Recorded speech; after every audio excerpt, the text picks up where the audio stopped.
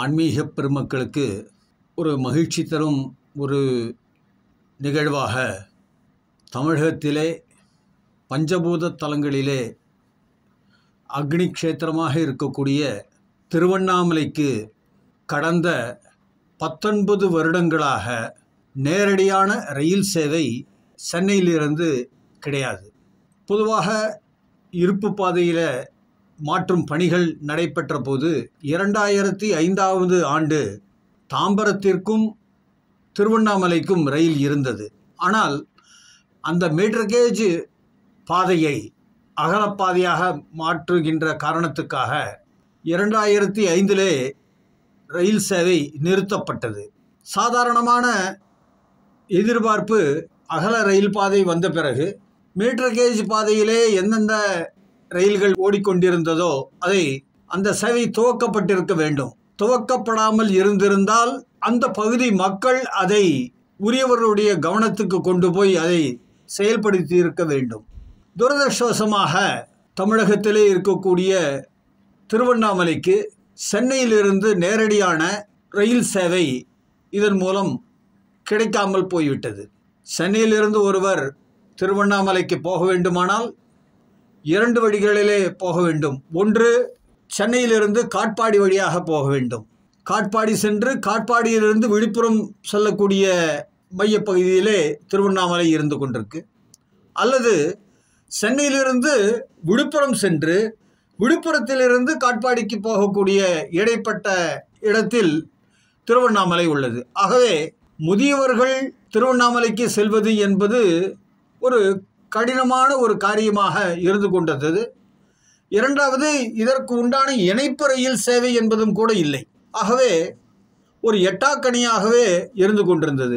இந்த சூழ்நிலையிலே கடந்த 2023ஆம் ஆண்டு ஏப்ரல் மாதத்திலே திருவண்ணாமலையிலே அகில பாரதிய கிராஹக் பஞ்சாயத்து ABGP நுகர்வோர் அமைப்பினுடைய கிளை துவக்கப்பட்டது. அந்த கிளை துவக்கப்பட்ட போது அந்த பகுதி வாழ் மக்களுக்கு இருக்கக்கூடிய முக்கிய பிரச்சனைகள் என்ன என்பதை பற்றி கலந்தாய்வு செய்யும் போது எங்கள் ஊருக்கும் மாநிலத்தினுடைய தலைநகரமான சென்னைக்கும் இடையே நேரடி ரயில் போக்குவரத்தே இல்லை. ஆகவே வரக்கூடிய யாத்ரீகர்களும் கஷ்டப்படுகிறார்கள். எங்கள் ஊரும் கூட பல சுற்றுவட்ட கிராமங்களை கொண்ட மக்கள் மாநிலத்தினுடைய தலைநகரத்துக்கு செல்வதற்கு கஷ்டப்பட்டு செல்ல வேண்டி இருக்கின்றது. ஆனால் இந்த கஷ்டத்தை ஒரு வாய்ப்பாக பயன்படுத்தி கொண்டிருக்கக்கூடியது போக்குவரத்து கழகங்கள். சற்றேறக்குரிய தினசரி 100க்கும் மேற்பட்ட பேருந்துகள் சென்னைக்கும் திருவண்ணாமலைக்கும் இடையே சென்று கொண்டிருக்கிறது. அது மட்டுமில்லாமல் பௌர்ணமி சந்தர்ப்பத்திலே மட்டுமே 200 ரூபாய் கட்டணத்திலே 200க்கும் மேற்பட்ட பேருந்துகள் சென்னையிலிருந்து செல்வது மட்டுமில்லாமல் பல இடங்களிலிருந்தும் 1500 பஸ்கள் வரை சென்று கொண்டிருக்கிறது. அதுவும் பௌர்ணமி நேரத்திலே அந்த பஸ்கள் திருவண்ணாமலைக்கு சென்றால் பேருந்து நிலையத்தை அணுக முடியாது. திருவண்ணாமலைக்கு 4 கிலோமீட்டர் வெளியிலேயே பஸ்கள் நிறுத்தப்படும். அங்கிருந்து அவர்கள் நடந்து செல்ல வேண்டியதுதான். ஆனால் ரயில் வசதி இருக்குமானால் ரயில் நிலையமானது பேருந்து நிலையத்துக்கு 1/2 கிலோமீட்டர் தூரத்திலேயே இருக்கிறது. ஆகவே மிக வசதியாக செல்ல முடியும். அது மட்டும் இல்லாமல் ரயில் கட்டணம் கிட்டத்தட்ட குறைவாகவும் இருக்கும் என்று எதிர்பார்த்து மக்கள் எங்களுக்கு இந்த வசதியை செய்து தர வேண்டும் ABGP என்று கேட்டுக்கொண்டார்கள். அப்பொழுது நாம் சொன்னோம், இந்த ஒரு கோரிக்கைக்கு ஆதரவு தெரிவிக்கக்கூடிய வகையிலே ஒன்று, திருவண்ணாமலைக்கு வரக்கூடிய பக்தர்களும் இதற்கு ஆதரவு தெரிவிக்க வேண்டும். திருவண்ணாமலை சுற்று வட்டாரத்தில் வாழ்ந்து கொண்டிருக்கக்கூடிய மக்களும் கூட உங்களுக்கு இந்த வசதி தேவை என்பதை தெரிவிக்க வேண்டும். ஆகவே 1,00,000 பேர் குறைந்தபட்சம் கையெழுத்து வாங்கி கொடுத்தால் இந்த பணியை ABGP முன்னின்று உங்கள் கோரிக்கையை நிறைவேற்றி தரும் என்கின்ற ஒரு உறுதிமொழியை 2023 ஏப்ரல் மாதத்திலே இந்த உறுதியானது தரப்பட்டது. அந்த உறுதி தரப்பட்ட அந்த சந்தர்ப்பமானது தமிழகத்துக்கு வந்தே பாரத் முதல் ரயில் ஓட்டத்துக்காக கோவைக்காக துவக்கி வைப்பதற்கு மோடி அவர்கள் வரக்கூடிய தருணமாக இருந்த காரணத்தினால் அந்த சந்தர்ப்பத்திலே வந்த பௌர்ணமி தினத்தை ஒட்டி கிரிவல பாதையை சுற்றி வரக்கூடிய பக்தர்கள், அதே சமயத்திலே சென்னையிலிருந்தும் கிரிவலம் செல்வதற்காக திருவண்ணாமலைக்கு செல்லக்கூடிய பக்தர்கள் அந்த கோயம்பேடு பேருந்து நிலையத்திலிருந்து பயணத்தை துவக்குபவர்களிடமும் 2 இடத்திலுமே கையெழுத்து இயக்கமானது துவக்கப்பட்டு 5 தினத்துக்குள்ளார சற்றேறக்குறைய ஒரு 20,000க்கும் மேற்பட்ட கையெழுத்துகள் உடனடியாக சேகரிக்கப்பட்டு மோடி அவர்கள் சென்னைக்கு வந்த தருணத்திலேயே அவரிடம் தருவதற்கான ஏற்பாட்டுக்காக வந்து சேர்ந்து விட்டது. ஆனால் அப்பொழுது ஒரு புரோட்டோகால் காரணத்தினாலே பிரதமர் அவரிடம் அதை நேரடியாக கொடுக்க முடியாது என்கின்ற காரணத்தினாலே தமிழகத்தின் ஒரு சார்பாக இருக்கக்கூடிய மந்திரி அவர்கள் மூலியமாக அவரும் ஒத்துக்கொண்ட காரணத்துக்காக திரு எல் முருகன் அவர்கள் மூலியமாக அதை ஒப்படைத்தோம். அவர்களும் ரயில்வே வாரிய அந்த ரயில்வே மந்திரி அவரிடம் கொடுத்து விடுவதற்கான ஒப்புதல் கொடுத்திருந்தார். இரண்டாவதாக இந்த பணியை நாங்கள் தொடர்ந்து மேற்கொண்டோம். மக்களிடம் நேரடியான கையெழுத்து தவிர பல பேர் ஆன்லைனில் நாங்கள் அதை கையெழுத்து போட்டு அனுப்புகிறோம் அப்படின்னு சொல்லி அந்த ஒரு வசதியை நீங்கள் ஏற்படுத்தி தாங்கன்னு கேட்ட காரணத்தினால இதற்கு இந்த கோரிக்கைக்கான ஆதரவு கையெழுத்துக்களை ஆன்லைன் மூலியமாகவும் கூட நாங்கள் திரட்டி இருந்தோம். ஆகவே இந்த தொடர் முயற்சியின் காரணத்தினால கிட்டத்தட்ட 50,000க்கும் மேற்பட்டவர்களுடைய ஒரு கையெழுத்துகள் சேகரிக்கப்பட்டது.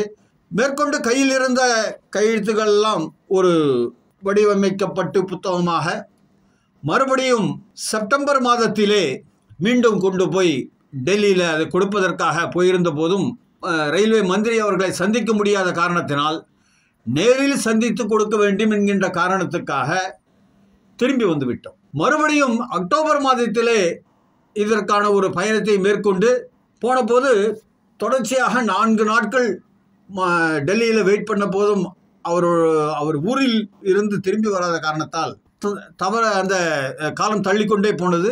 இருந்த போதிலும் அப்பொழுது நமக்கு மறுபடியும் நான் தமிழகத்தினுடைய மந்திரி தானே, இந்த விஷயத்தை நாம் செய்து கொடுக்கிறேன் அப்படின்னு சொல்லி எல் முருகன் அவர்கள் அதையும் பெற்றுக்கொண்டு நான் மந்திரியிடம் இதை சமர்ப்பித்து விடுகிறேன் அப்படின்னு அவர் சொல்லியிருந்தார். அதை கொடுத்துட்டு வந்திருந்தோம். தொடர்ந்து இதற்கான முயற்சிகள் நடந்து கொண்டே இருந்தது. இது ஒரு புறம் நடந்து கொண்டிருக்கக்கூடிய சமயத்திலே ஒரு நல்லதொரு அறிவிப்பு ஒன்று வந்தது. சென்னைக்கு வெளிப்புறமாக, அதாவது ரேணிகுண்டா வழியாக காட்பாடிக்கு சென்று கொண்டிருந்த வண்டிகள், ஒரு 3 ரயில் வண்டிகள் திருவண்ணாமலைக்கு போய்கொண்டிருந்த தகவல் கிடைச்சது. ஆகவே அந்த ரயில்களுடைய திசையை சற்று மாற்றி சென்னையிலே இருக்கக்கூடிய பெரம்பூருக்கு வந்து அந்த ரயில்கள் மறுபடி அரக்கோணம் காட்பாடியாக வழியாக போகக்கூடிய வகையிலே மாற்றம் செய்து வெளியிட இருக்கிறோம் என்கின்ற ஒரு மகிழ்ச்சிகரமான ஒரு தகவல் எங்களை எட்டியது. ஆகவே கடந்த ஏப்ரல் மாதம் 13ஆம் தேதி அன்றைக்கு அந்த மாறிய திசையில் வந்த ரயில், முதலாவது ரயில் வந்தபோது அகில பாரதிய கிராஹக் பஞ்சாயத்து விமரிசையாக அந்த ஒரு நிகழ்வை பெரம்பூரில் கொண்டாடினோம். அதன் காரணமாக ஒரு வாரத்துக்கு 3 ரயில்கள் நமக்கு சென்னை பெரம்பூருக்கும் திருவண்ணாமலைக்கும் போகக்கூடிய வகையில் கிடைச்சது. அந்த ரயிலானது மேற்கு வங்கத்தில் இருக்கக்கூடிய புருலியாவில் இருந்து திருநெல்வேலிக்கு நீட்டிக்கப்பட்ட ஒரு வண்டியாக 2 நாளும், கரக்பூரில் இருந்து விழுப்புரத்துக்கு செல்லக்கூடிய வண்டியாக 1 நாளும், ஆகவே மதிய நேரத்திலே செல்லக்கூடிய வண்டியாக அது படுக்கை வசதியுடன் கிடைத்தது. 200 ரூபாய் செலவழித்தால் படுத்துக்கொண்டே போகலாம், அல்லது அது அதிவிரைவு வண்டியாக இருக்கிற காரணத்தினால 100 ரூபாய் ரயில் கட்டணத்தில் அதற்கான ஏற்பாடுகள் செய்யப்பட்டு அந்த வண்டி நல்ல வகையிலே துவக்க விழா நடைபெற்றது. அதற்கடுத்தபடியாக ஒரு மிக நல்லதொரு செய்தி எங்களுக்கு எட்டியது. ஏப்ரல் மாதம் 29ஆம் தேதி அன்றைக்கு தென்னக ரயில்வே வெளியிட்ட அறிவிப்பில் சென்னையில் ஏற்கனவே தினசரி இயங்கிக் கொண்டிருக்கக்கூடிய சென்னை பீச் வேலூர் கண்டோன்மெண்ட்டுக்கு செல்லக்கூடிய மெமோ ரயில், அந்த ரயிலை தினசரி ரயிலாக திருவண்ணாமலை வரை நீட்டிக்கிறோம் என்கின்ற ஒரு தகவலானது கிடைத்தது. மிக மகிழ்ச்சி அடைந்தோம் நாங்கள் எல்லாருமே. அதற்கான ஒரு துவக்க விழாவுக்கான ஏற்பாடுகள்லாம் நாங்கள் இறங்கிட்டோம். ஆனால் திடீரென அதில் ஒரு யூடர்ன், அதில் திடீரென்ற ஒரு தகவல் ஒன்று கிடைச்சது. 29ஆம் தேதி தென்னக ரயில்வே அறிவிப்பை வெளியிட்ட பிறகு மே 1ஆம் தேதி விடுமுறை நாள். ஆனால் அந்த நாளில் மாலை 5 மணிக்கு பிறகு ஒரு பத்திரிகை அறிக்கை ஒன்று வெளியிடப்பட்டது திருச்சிராப்பள்ளி ரயில்வே கோட்டத்திலிருந்து. அதன்படி எங்களுடைய ஒரு ஆப்ரேஷனல் ரீசன்ஸ், அதாவது இயக்குவதற்கான இருக்கக்கூடிய சில ஏற்பாடுகள் இருக்கக்கூடிய கஷ்டங்கள் காரணத்தினால ஏற்கனவே அறிவிக்கப்பட்ட அந்த திருவண்ணாமலைக்கு நீட்டிக்கப்பட்ட ரயில் சேவையானது மேற்கொண்டு கால வரையறை இல்லாமல் அது தள்ளி வைக்கப்படுகிறது என்கின்ற ஒரு அறிக்கையை மே 1ஆம் தேதி அன்றைக்கு வெளியிட்டது மிக அதிர்ச்சியை உள்ளாக்கியது. உடனடியாக ஏபிஜிபி அமைப்பை சார்ந்தவர்கள், நாங்கள் முக்கியஸ்தர்கள் ஒன்று கூடி அடுத்த கட்ட நடவடிக்கை நாம் என்ன செய்வது என்பதை பற்றி யோசனை பண்ணோம். உடனடியாக மே 2ஆம் தேதி மாலை 6 மணிக்கு இந்த ரயில் ஓட வேண்டும்.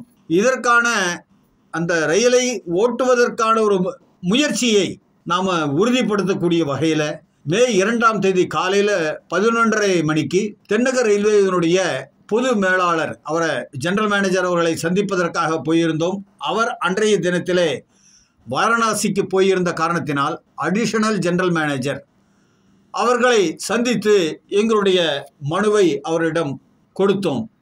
எங்களுடைய மனுவை கொடுத்த பிறகு அவர் உடனடியாக சம்பந்தப்பட்ட துறை அதிகாரிகள் எல்லாம் தொடர்பு கொண்டு விட்டு எங்களை அதற்கப்புறம் கூப்பிட்டார். திட்டமிட்டபடி இந்த ரயில் இன்று மாலை இயங்கும் என்கின்ற ஒரு நல்லதொரு தகவலையும் கொடுத்துவிட்டு, இதற்கு உண்டான அறிவிப்பானது உடனடியாக நாங்கள் வெளியிடுகிறோம், நீங்கள் கவலை இல்லாமல் சென்று வரலாம் என்று எங்களுக்கு ஒரு ஆறுதலான ஒரு வார்த்தையை சொல்லி எங்களை அனுப்பி வைத்தார். திரும்பி வந்தோம். விழாவுக்கான ஏற்பாடுகள் எல்லாம் செய்து ரொம்ப மே 2ஆம் தேதி அன்றைக்கு மாலை 6 மணிக்கு சென்னை பீச் கடற்கரை நிலையத்திலிருந்து அந்த ரயிலானது சரியான திட்டமிட்ட அந்த நேரத்தில் 6 மணிக்கு கோலாகலமாக அதற்கு பூஜைகள் செய்யப்பட்டு அந்த ரயில்களிலே ஏபிஜிபியினுடைய ஸ்டிக்கர்களெல்லாம் கூட ஒட்டப்பட்டு அந்த கோலாகலமாக அந்த நிகழ்ச்சி நடந்தது. இதனுடைய நிலைமையை புரிந்து கொள்வதற்காக சொல்கிறேன். அதே பீச் ஸ்டேஷனில் போயிட்டு சாயந்தரம் 4 மணிக்கு டிக்கெட்டு கேட்குறோம், திருவண்ணாமலைக்கு ஒரு டிக்கெட் இருங்கன்னு. சார் அந்த ட்ரெயின் ஓடாது அப்படின்ற தகவல் டிக்கெட் கவுண்டரில் சொல்கிறாங்க. அந்த அளவுக்கு கடைசி நேரத்தில் வரைக்கும் ஒரு குழப்பத்தை விளைவிக்கக்கூடிய வகையில் அது இருந்தது. அதுக்கப்புறம் நமக்கு வந்த ஆர்டரை கண்ணில் காமிச்சு கவுண்டரில் அதுக்கப்புறம் தான் டிக்கெட்டை கொடுக்க வைக்க முடியுது. அப்போ பப்ளிக்கு இன்னும் எவ்வளோ கஷ்டம் இருந்திருக்கும். ஆகவே அதே ரயில்லையே மக்கள் அனுபவத்தை தெரிந்து கொள்வதற்காக நானும் அந்த ரயிலில் பயணம் செஞ்சேன். அருமையான பயணமாக அமைந்திருந்தது. 50 ரூபாய் கட்டணத்தில் யாருமே எதிர்பார்த்திருக்க முடியாது. அந்த 50 ரூபாய் கட்டணத்திலே ரயிலானது நமக்கு செயல்பட்டது. அந்த ரயிலை பொறுத்த வரைக்கும் நமக்கு இருக்கக்கூடிய ஒரு முக்கியமான குறைபாடு என்று சொன்னால் அந்த ரயிலிலே கழிவறை வசதி இல்லாமல் இருப்பது. அது ஒரு நீண்ட தூர பயணத்தை மேற்கொள்ளக்கூடியவர்களுக்கு நிச்சயமாக தேவை. யாத்ரீகர்கள் பல பேர் முதியவர்களாக இருப்பதற்கான வாய்ப்புகள் மிக அதிகம். ஆகவே அதை ஒரு அவசர நடவடிக்கையாக கவனித்து அதுக்கு உண்டான ஏற்பாடுகளை நிர்வாகம் செய்து தர வேண்டும் என்று எதிர்பார்க்கிறோம். அது மட்டும் இல்லாமல் இந்த ரயிலிலே 8 பெட்டிகள் தான் இருந்து கொண்டிருக்கிறது. நான் அதே ரயிலிலேயே 2 நாள் கழித்து 5ஆம் தேதி அன்றைக்கு பயணம் செய்து திரும்பி வரும்போது அதிகாலையிலே 4 மணிக்கு புறப்பட்ட சென்னைக்கு புறப்பட்ட அந்த வண்டியிலே 50% இருக்கைகள் பூர்த்தி செய்யப்பட்ட நிலையில் இருந்தது. இது ரயில் துவக்கப்பட்ட 3வது நாள்லேயே. ஆகவே வரக்கூடிய காலகட்டங்களில் இந்த ரயில் மக்களுடைய மிகப்பெரிய ஒரு வரவேற்பை பெறும் என்கின்ற வகையிலே பார்க்கும்போது இன்றைய தினத்திலே 2-3 செய்தித்தாள்களில் திருவண்ணாமலைக்கான ரயிலில் அலைமோதுகின்றது கூட்டம் என்கின்ற ஒரு தகவலும் நான் படித்துவிட்டு வந்தேன்.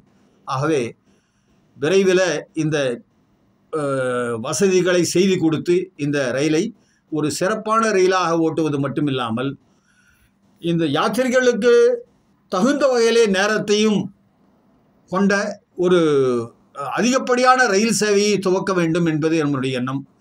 மேலும் ஏற்கனவே 2005வது வருடத்திலே நிறுத்தப்பட்ட சேவை, அதாவது தாம்பரத்துக்கும் திருவண்ணாமலைக்கும் நிறுத்தப்பட்டிருந்த அந்த சேவையானது கூட மறுபடியும் துவக்கும் போது சென்னை எழும்பூரிலிருந்து தாம்பரம் வழியாக விழுப்புரம் சென்று திருவண்ணாமலைக்கு போகக்கூடிய ரயிலையும் விரைவில் அறிவிக்க வேண்டுமாய் அகில பாரதிய கிராஹக் பஞ்சாயத்து அமைப்பு எதிர்பார்த்து ரயில்வேவுக்கு வேண்டுகோள் விடுக்கின்றது. வணக்கம்.